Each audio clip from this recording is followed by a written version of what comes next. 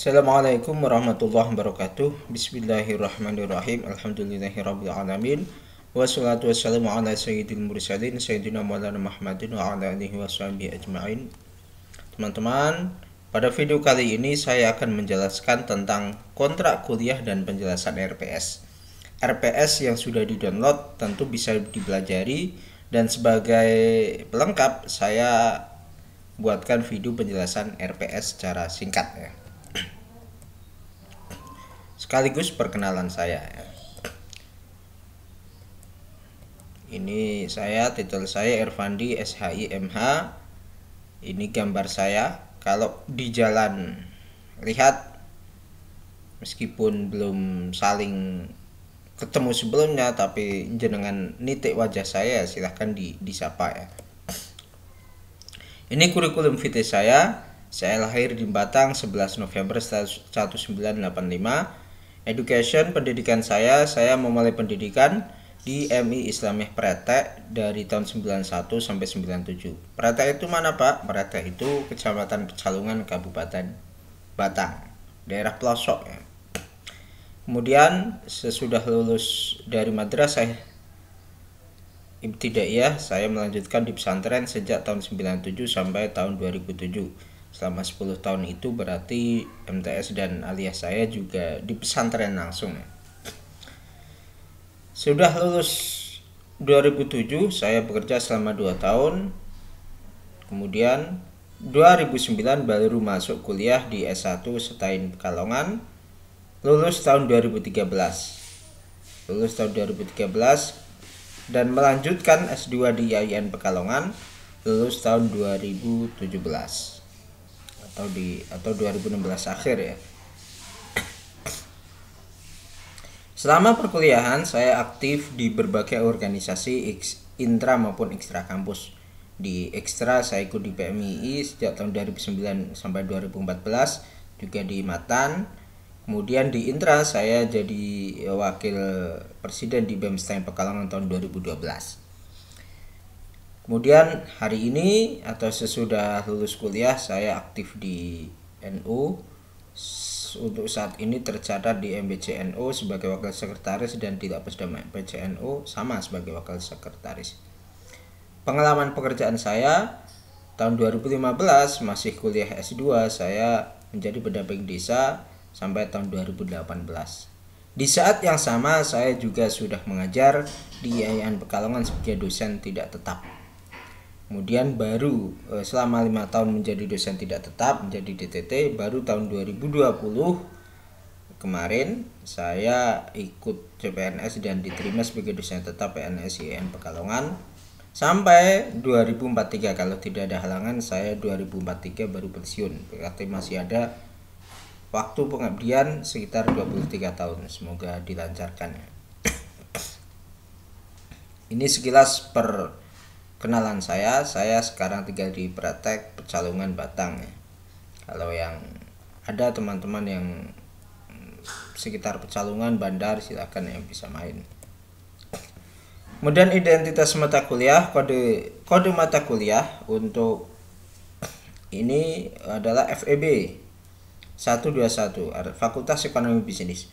Kode ini menunjukkan bahwa mata kuliah ini adalah mata kuliah fakultas, bukan mata kuliah jurusan. Artinya seluruh jurusan di Fakultas Ekonomi Bisnis ada mata kuliah ini. Rumputnya masuk mata kuliah umum, bukan mata kuliah penjurusan. Kemudian SKS-nya 3 SKS atau 150 menit. Banyaknya SKS ini menunjukkan bahwa mata kuliah ini adalah mata kuliah yang penting bagi jurusan Anda. Kalau di ilmu hadis ada 2 SKS, tapi ada usul fikih 1, usul fikih 2. Mata kuliah prasyarat adalah ulumul Quran dan ulumul hadis. Dengan kata lain, usul fikih adalah kelanjutan dari materi ulumul Quran dan ulumul hadis, atau sebaliknya, ulumul Quran dan ulumul hadis adalah pendahuluan untuk memahami usul fikih. Manfaat kuliah: menguasai konsep-konsep utama di bidang ekonomi Islam, perspektif teoritis, temuan empiris dan historis. Mempunyai kemampuan untuk menganalisa dan mengidentifikasi permasalahan ekonomi kontemporer, memahami kondisi perekonomian global, memahami kaidah usul fikih dan fikih muamalah dan seterusnya.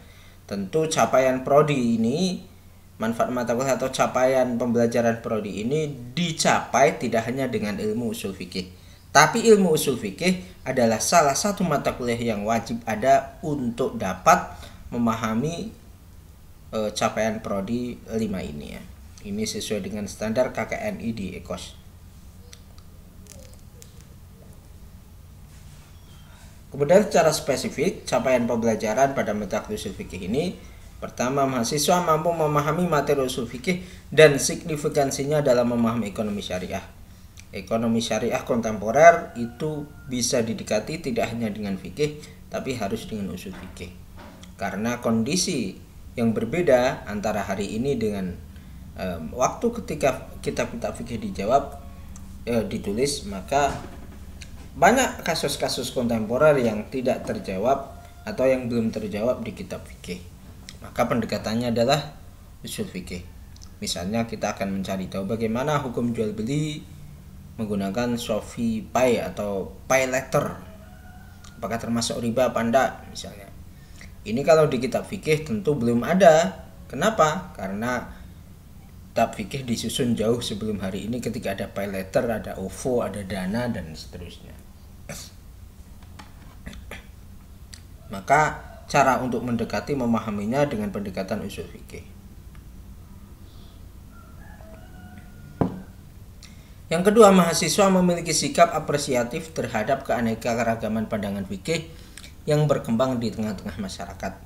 Ini karena usul fikih itu mempelajari latar belakang terjadinya hukum. Mengapa si A mengatakan ini wajib, ini mengatakan sunnah. Semua ada alasannya, ada pendalilannya, ada argumentasi fikihnya. Dengan mempelajari usul fikih maka kita menjadi tidak kagetan. Oh, mengapa? Misalnya dalam kasus yang banyak terjadi, kenapa Hanafiyah itu laki-laki dan perempuan tidak batal kalau bersentuhan? Kenapa Syafi'iyah batal? Misalnya yang seperti itu ya.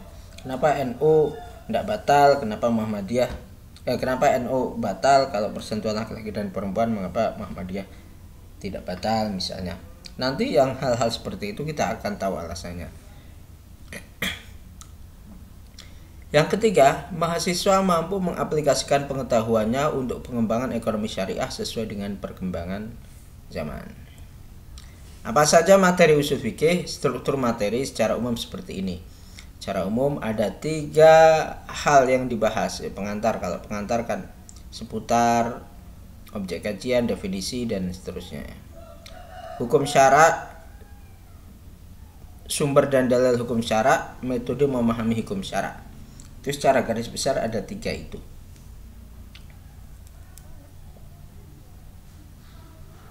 Rinciannya yang banyak. Nah, hukum misalnya ada hakim, mahkum bih, mahkum alaih.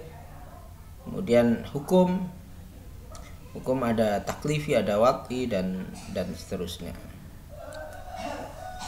Kemudian sumber dalil diperinci lagi, yang disepakati ada Al-Quran, Sunnah, Ijma' Qiyas, yang diperselisihkan ada ini. Kemudian metode memahami hukum syara, ijtihad, ittiba, taklid, talfiq, kompilasi, keringanan, fatwa, berbenturan antar dalil, mazhab dan seterusnya. Semua materi ini yang banyak ini akan kita pecah menjadi 13 materi. 12 yang ini, yang satu pengantar, satu materi. Berarti secara umum 12 materi yang akan kita kaji selama satu. Sebenarnya tidak mencukupi meskipun 3 SKS ya. Karena usul fikih itu padat.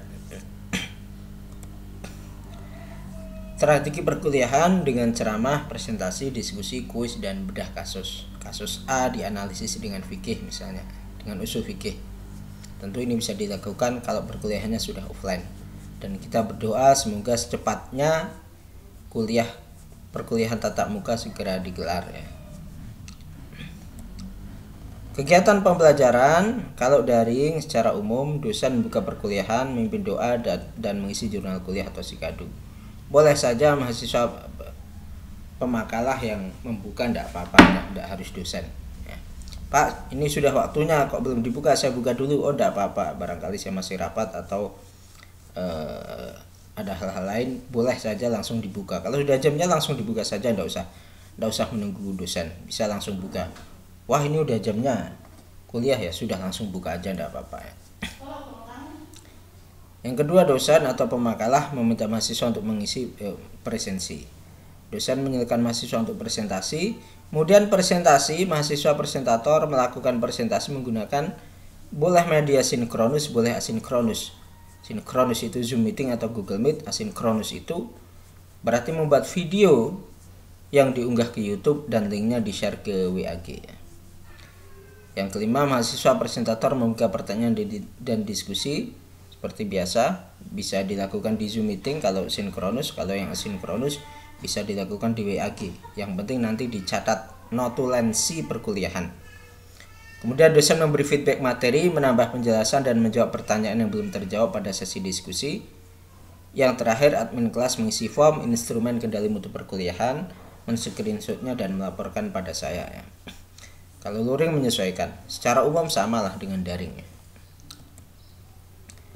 Tugas-tugas, ada 2 tugas, yaitu tugas makalah dan tugas PowerPoint. Untuk tugas makalah, pertama, sistematika makalah disesuaikan dengan template makalah yang ada di bio dosen. Nanti akan saya share ya. Jumlah makalah minimal 15, maksimal 30 halaman. Kok banyak sekali Pak? Oh, enggak banyak. Kalau jenengan sudah buka buku usul fikih 15 halaman itu banyak, sedikit. Bahkan mungkin bingung, ini banyak halaman, bagaimana biar jadi 15 halaman gitu. Kemudian ditulis dengan bahasa sendiri, tidak copy paste dari buku. Bisa menggunakan dengan parafrase. Seburuk apapun lebih baik tulisan sendiri. Jangan copy paste dari buku ini, halaman ini dimasukkan ke makalah, buku ini masukkan ke makalah, buku ini masukkan ke makalah, hanya copy paste. Nggak ada tulisan jenengan itu bukan makalah namanya. Itu mutilasi. Nah, parafrase itu intinya sama, tapi bahasanya beda. Jenengan baca buku, oh seperti ini, kemudian dibahasakan dengan bahasa sendiri. Itu namanya parafrase. Bisa carilah bagaimana teknik parafrase di YouTube atau di mana ya.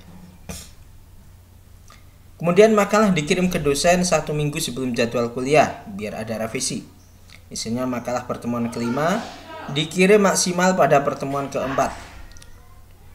Makalah pertemuan ke-6 dikirim maksimal pada pertemuan kelima dan seterusnya. Tiap makalah yang dikirim akan dinilai orisinalitasnya menggunakan aplikasi Charnitsin dengan toleransi tingkat similaritas maksimal 40%, tingkat kemiripan 40%. Kalau dosen biasanya 15 atau 20%, kalau mahasiswa cukup 40%. Kemudian makalah yang baik akan kami rekomendasikan untuk dikirim ke jurnal ilmiah. Oh, makalahnya kok baik, kita lihat, atau kalau kurang ya kita sempurnakan dan kita kirim ke jurnal ilmiah. Kemudian untuk tugas PowerPoint dikirim setelah revisi makalah. PowerPoint memuat poin-poin inti dari makalah dan PowerPoint dibuat seinteraktif mungkin. PowerPoint ini dibuat kalau revisi makalah sudah selesai ya. Dan deadline-nya tidak sama dengan makalah. Deadline-nya 3 hari sebelum hari kuliah. Penilaian dan kriteria penilaian. Untuk unsur penilaian, partisipasi 10%, tugas-tugas 20%, UTS 30%, UAS 30% dan lain-lain 10%. Partisipasi ini kriterianya isinya presensi dan keaktifan diskusi.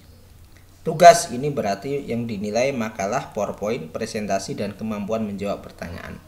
UTS UAS tentu saja ketepatan jawaban, kemudian lain-lain ini aspek non-akademis, keaktifan, sikap, pakaian, komunikasi, dan yang tidak kalah penting keaktifan di organisasi kemahasiswaan juga akan saya nilai ya.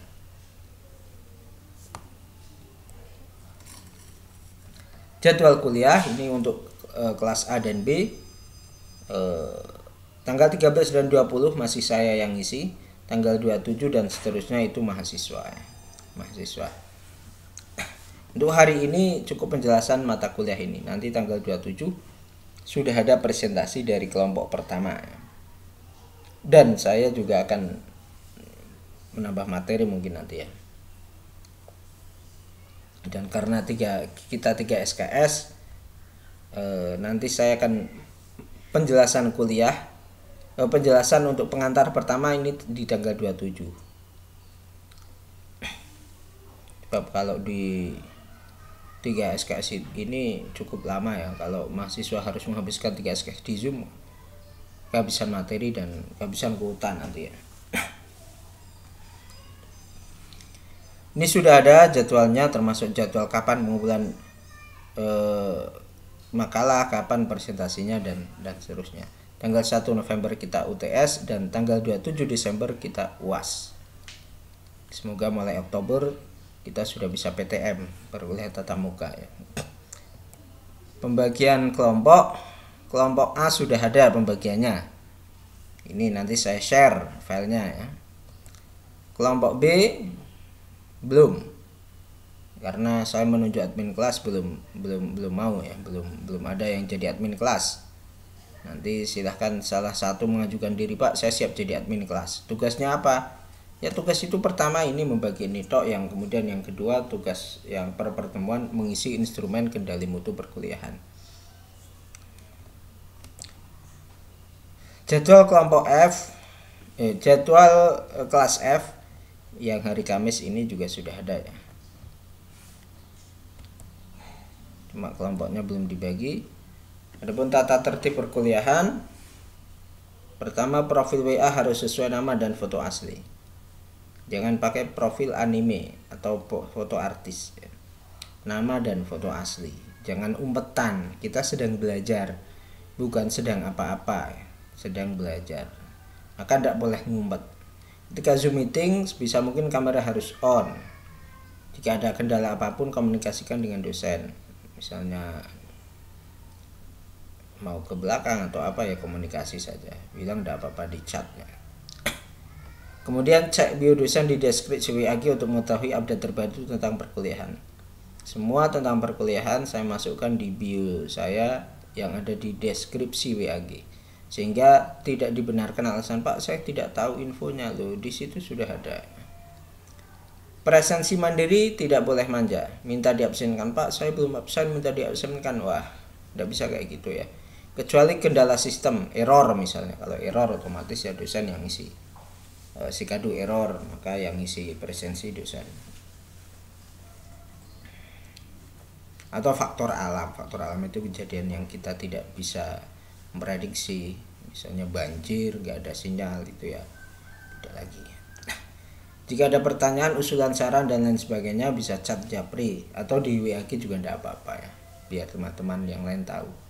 Kemudian disarankan subscribe channel dosen di link bio dosen agar konten positif bisa mewarnai YouTube. Nanti materi kuliah ini akan saya unggah juga di YouTube. Sehingga apa? Sehingga bisa dinikmati oleh masyarakat umum. Tentu sesudah perkuliahan ya. Pak, kok kalau gitu nggak usah kuliah saja Pak, saya nonton di YouTube aja. Yo, beda dong, beda. Tentu kuliah itu ada interaksi antara dosen dan mahasiswa, antara guru dan murid. Kalau hanya nonton di YouTube kan enggak. Dan memang eranya seperti ini. Eranya siapa yang lebih kiyang, lebih semangat untuk belajar, tidak kuliah pun bisa lebih pintar dari yang kuliah, karena materi perkuliahan sudah menjamur. Selalu perbarui niat belajar, bahwa apa yang kita pelajari ini tidak jauh dari Al-Quran dan As-Sunnah, sehingga kita selalu perbarui niat belajar untuk mempelajari ilmu Islam, ilmu agama, ilmunya Gusti Allah. Dan dengan seperti itu semoga kita mendapatkan ridho Allah dan senantiasa dimudahkan dalam setiap persoalan. Saya kira itu teman-teman untuk penjelasan RPS, dan RPS maupun PPT ini akan saya share biar lebih mudah ya.